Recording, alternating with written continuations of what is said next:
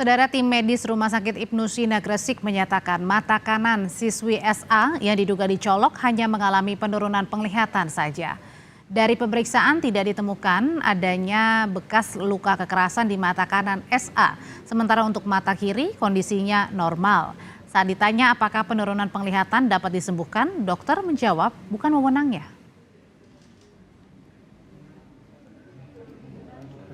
MRI bisa diketahui semua kelainannya.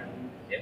Ternyata hasil dari pemeriksaan itu tidak didapatkan kelainan apapun, bekas darah, bekas fibrin bagian dari darah, kelainan-kelainan saraf, tidak ada secara anatomi yang menunjukkan bahwa mata atau komponen-komponen yang mendukung untuk melihat ini bekas terjadi kekerasan.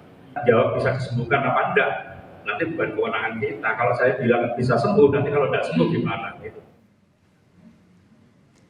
Penyidik Polri telah periksa korban olah TKP dan meminta keterangan 47 saksi. Dari puluhan saksi, tidak ada satupun yang melihat peristiwa dugaan pencolokan mata siswi MA ini di sekolah. Sedangkan lapor menyatakan CCTV sekolah terakhir aktif pada tanggal 1 Juni 2023. Sedangkan diduga peristiwa terjadi 7 Agustus.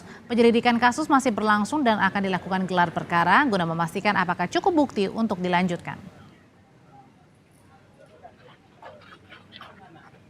Dari 47 saksi yang sudah diperiksa, memang sampai saat ini belum ada yang melihat langsung kejadian tersebut, namun kami akan tetap menambah jumlah saksi untuk kami periksa sehingga bisa membuat jelas terjadinya perkara tersebut.